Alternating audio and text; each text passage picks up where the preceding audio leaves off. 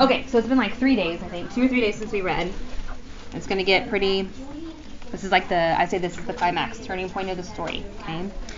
So the last thing we did read a couple days ago was they were outside for their part of their outside time for their free day that they earned for their good behavior, okay? Turn it on. Here's the last paragraph. I'll reread it. This is Jessica's chapter because it's the scenes. So it says, Alexia ran over and kicked snow in his face the instant he picked his head up. Danielle, Anna, and I had just reached the other mound when we turned around and saw Peter fire the snowball. So they all kind of like ganged up, the girls that we wouldn't expect, all ganged up on Peter. Like shoulder checking him, knocking him down, kicking the snow in his face. Okay. All right, here we go. Luke. Alexia kicked snow in Peter's face. He griped and whined as he sat up to wipe the snow from his eyes. Let's get him, Lukester, Jeffrey said. I felt like a couple of snipers, $word, sizing up our target. Jeffrey slid down the smaller mound, hurried across the snow, and shoved Peter's face back into the white powder. Okay, so more than just the girls were involved. Peter never saw it coming, and Jeffrey was long gone by the time Peter sat up to wipe his face again. That was when I attacked. I blasted him from behind, knocking him down, and held his face in the snow extra long. This reversal, $word, of typical roles, with me, Luke, being the victor, felt awesome. It was one of the greatest upsets, $word, of all time. My victory celebration lasted only a second before everything was shattered, $word. Jeffrey. Peter had it coming. I got him good, and so did Lukester.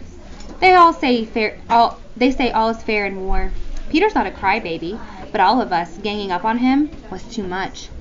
He got crazy upset and chucked that ice ball. You should be looking this way. Anna. I didn't want anyone to get hurt. Danielle. Why did I go along with Jessica's plan? I could have said no. I should have said no. It was supposed to be fun. We were all getting pushed into the snow. Peter would have knocked any of us down. He's always fooling around. It was supposed to be funny. How could it turn out so bad? Jessica. Act 8, Scene 3. I don't think any of us were malicious in our attacks on Peter. It was the sudden onslaught that made him throw that snowball. We didn't know, and I started it. What do you think it means to be malicious? I don't think any of us were malicious in our attacks. Jose?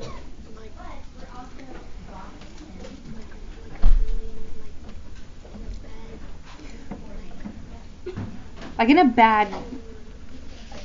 Yes, in a bad, like, evil attacking way. Like, we weren't trying to make him mad or do it on purpose. We were just playing in the snow. Okay? Luke. I was running away from Peter, so I didn't actually see it. I saw something else. The twisted, $word, faces of Danielle and Anna and Jessica. And Peter. I didn't know Mr. T was going to be right there.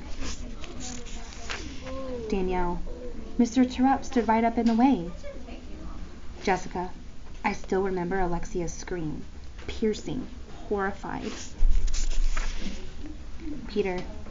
I didn't want to hurt anyone. Luke. Mr. Terupt should have stopped us. He let it go too far. Peter. I wish I could take it back. I didn't mean to throw it. Anna. Please let my teacher be okay. Danielle. Dear God, it's Danielle. I really need you down here. Mr. Terupt needs you. That brings us to part 2. So this whole first thing right here is part 1. Okay. Well, let's see. Let's see. Okay, we're in March. Hold on. We won't be able to finish the... March. Jessica. Act 9, Scene 1. It's been a few weeks since Mr. Terupt went into a coma. I felt numb when I first heard. My mother got a phone call on the night it happened from Mrs. Williams. I want them to hear. The principal was calling all the parents. Mong hung up the telephone and explained his situation. I sat paralyzed, unable to move or speak. It was the second time in less than a year that I was in disbelief. The first time was when Mom told me about Dad and his girlfriend. The day after the accident, our class had a substitute. I don't remember her name. I only remember our classroom being silent. We were given some silly worksheets to keep us busy, but no one could concentrate, not even Luke. Instead, we stared blankly at the papers or out the windows. Each of us lost in an ocean of thoughts and a roller coaster of emotions. Mrs. Williams came into our classroom later that morning. "Boys and girls, I came up here to talk to you about Mr. Terupt," she said from the front of the room. "I want you to know the truth and not some rumor that might be floating around. Mr. Terupt is in a coma, which means he's not conscious." That wasn't all Mrs. Williams said, but that's all I remember.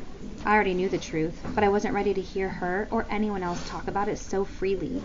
I knew about comas. People don't always wake up from them. It wasn't fair. I needed comfort. I wanted to read Bridge to Terabithia and Missing May. I wanted the company of Jessie Aarons and Summer and Uncle Ob. Before Mrs. Williams finished, I did hear one thing she said. She claimed that the snowball incident was an accident, not anyone's fault. Well, I sure didn't believe that.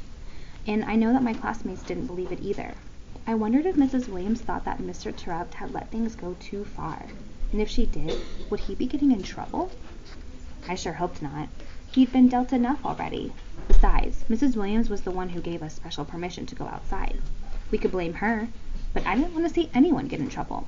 I just wanted Mr. Terupt to wake up and fix this mess. Luke. I wanted to go and see Mr. Terupt. My mom and dad didn't think it was a good idea, but I wouldn't listen. I didn't stop pestering them about it. I needed to go. Eventually, they gave in. I stepped off the hospital elevator and stared down the long hall. Mr. Terupt was in one of those rooms. Nurses moved around behind some desks. I heard some of them laughing. How could they laugh? How could they laugh when my teacher was in a coma? They grew quiet as I walked past. I felt some of them look at me and my mom, but I just kept walking until I saw his name on the door. Terupt, room 404. A palindrome, just like our classroom. I stopped and took a deep breath. I felt Mom's hand on my shoulder. I walked in. I saw him, on his back, perfectly still in his bed. Tubes poked into his arms, a mask covered his face, machines beeped, his eyes stayed closed. He didn't move, not an inch. Only his chest rose up and then fell down with each frail breath. I wanted to say something. I wanted to tell Mr. Terupt that I was there. I wanted to tell him that he was going to be okay. I wanted to, but I couldn't. I tried. And I felt a lump in my throat begin to choke me. I don't want them to hear. I didn't want to cry. I told myself not to cry. I had coached myself not to cry, but I couldn't stop it. Tears welled up in my eyes and fell down my cheeks. I turned and ran out of the room. Mr. Terupt was going to die. I just knew it. I saw him. I saw what he looked like. He was going to die. My teacher was going to die. Are you all okay? Looking around a lot and moving around. The elevator. That's why I'm talking so quiet. What? I know. I'm trying to talk quietly. Okay. The elevator doors opened and I stepped in. I'm scared if I don't talk loud enough, then the video won't hear. The elevator doors opened and I stepped in. My mom right behind me. How could he have let this happen? Why did he put so much trust in us? He should have learned from my plant concoction. He knew it probably wasn't a good idea, but he let me do it anyway. Just like he knew our rough play outside probably wasn't a good idea, but he let it go again. He should have yelled at us. He should have yelled at Peter for the frisbee. He should have yelled at him for the puddle of water. He should have yelled so that we knew he was serious. Then this never would have happened. He should have stopped us. Now he was going to die. We stepped off the elevator and walked to our car. As we pulled away, I saw the word hospital written on a sign. Mr. Terupt slept in the hospital. $word. I almost smiled. Okay, what is he talking about? Like, he should have said this. He should have yelled. He should have, like, what is he trying to say? Maddox? He should have, like, them for doing that stuff, because, like, normally teachers would not allow that to continue like he did, and if he would have, like, done bad things, they probably wouldn't have done that. If he would have said something when they were outside playing, then that wouldn't have happened. Yeah, it was almost like he's like letting get away with stuff a lot. Like there's rules in place for a reason. Like, we don't put rules in place to be mean. Like, we put them in place so that you're safe. Like, and this is exactly why, so that we're all safe. What the? Well, a lot of people leave. Yeah. Jeffrey. Terupt is in a coma. I know what that's all about. I remember from when I was little. Comas are terrifying. I'm never going back to a hospital. Those places are full of bad memories and bad luck. I'd like to see Terupt, but I can't visit him. I can't do it. Luke told me it was scary. I know. People in comas die. It should have been me in that coma, not Michael. It should have been me in that coma, not Terupt. Peter's snowball should have hit me. Now our teacher's gonna die. This sucks. School sucks. Everything sucks. It was better when I didn't care. Now, so look, now he's kind of going back. He's saying it's better to how it used to be. Hey, listen, please. Anna. I heard Luke telling Jeffrey that he went to see Mr. Terupt in the hospital, that it was awful, and that Mr. Terupt wasn't awake or moving. But I couldn't help feeling the way I did. I wanted to go and see him too. I just didn't think I could do it alone. So I asked Jessica and Danielle to go with me. We sat at lunch. We were quiet. No one talked much, not since the accident. Come sit on the floor. Anna, what's wrong? Jessica asked. She's always good at knowing when something's not right. Nothing, I said. I pulled my PB&J apart. Just tell us, Danielle said. I still didn't say anything. I focused on my sandwich, picking at it but not eating. Come on, Danielle urged. I blurted it out. I want to go and see him. Silence. I brushed my sandwich pieces into a pile. I noticed that Danielle and Jessica weren't eating either. The three of us busied ourselves with staring at our food. Me too, Jessica finally said. Really? Danielle said. Aren't you guys scared to go? Yes, I said. I scooched forward. So let's go together. Will you guys go with me? I will, Jessica said, pushing her food aside. You think your parents will let you? Danielle asked. She was asking both of us, but I answered. I already asked my mom. She said that she would take us. I'll try, Danielle said. I want to go. We're stronger when we stick together, remember? Jessica said, just like Mr. Terupt told us. Her voice got quiet as she mentioned his name. We got quiet. We didn't talk about him anymore. It hurt too much.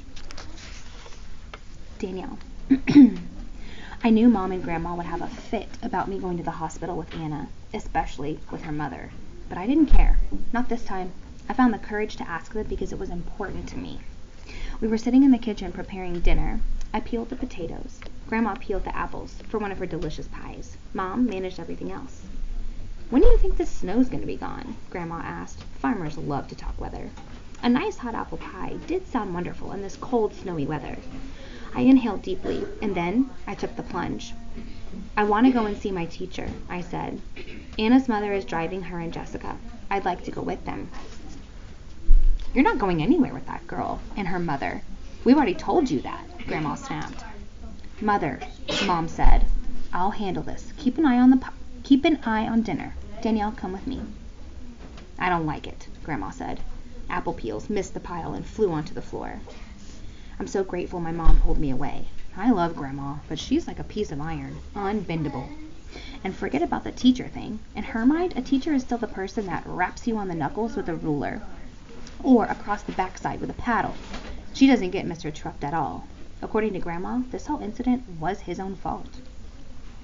Seems to me that teacher of yours only has himself to blame, Grandma said one night while doing dishes. If he had more control over them boys, especially that Peter, this wouldn't have happened. I stopped drying the plate in my hands. He needed a licking months ago, and a good teacher would have given him one. My plate smashed onto the kitchen floor.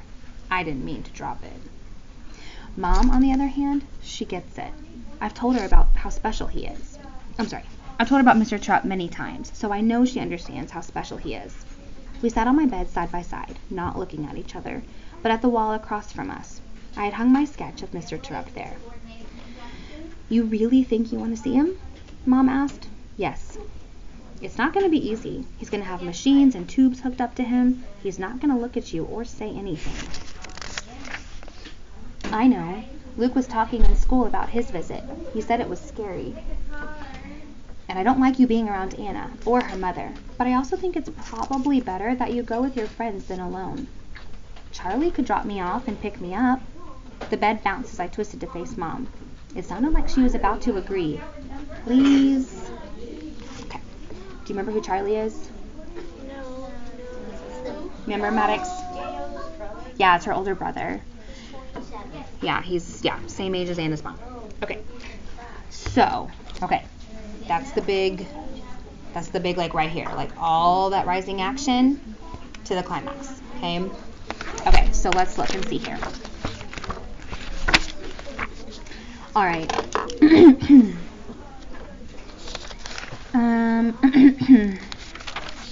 Okay, so here's what I'm going to do. I'm just going to go on this back page where we have Anna, and I'm just going to come down here, okay, and just kind of write like the things that happened here instead of putting it in their spots, okay? Wait, are you almost done? Okay. Okay, you may go back to your seat. Okay. Mr. T in a coma.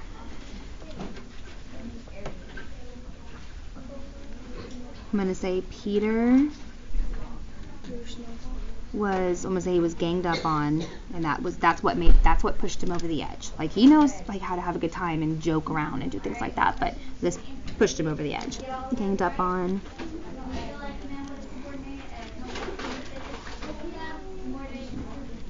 I'm just gonna say by most of the kids instead of listing all the names. In the snow. Very angry. And you know what else? Remember Mr. Terupt said no snowballs, and he had that like perfectly packed snowball and put it in his pocket. Like it was in his pocket. He was like, this is too perfect. I'm not putting it down. So he's like, and he even said, it's not like I'm gonna throw it. But then his emotions got the best of him. Okay, and he threw it. Okay. Okay, so I was anticipating that question. It said it was more like an ice ball, like a big chunk of ice. It ended up turning into a chunk of ice. Snowball, I'm gonna put ice.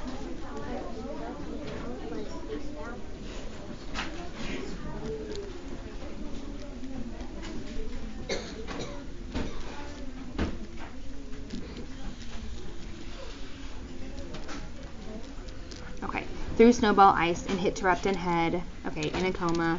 And then we'll say, like, kids are talking about wanting to go visit him. Some are scared. Some are going to go in a group, things like that. Jeffrey does not want to go see him.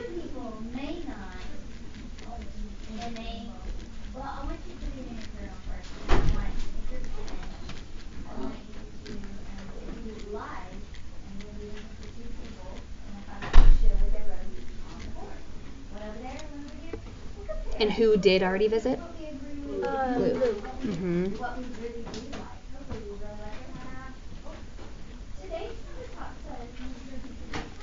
Okay. And I'm just going to write on the side here, or maybe up here, I'm going to say, like, whose fault? Like, they're all saying, like Jeffrey says, should have been me in the coma. It should have been, like, this, it's all because of me. We did this. I shouldn't have done that. Like, okay.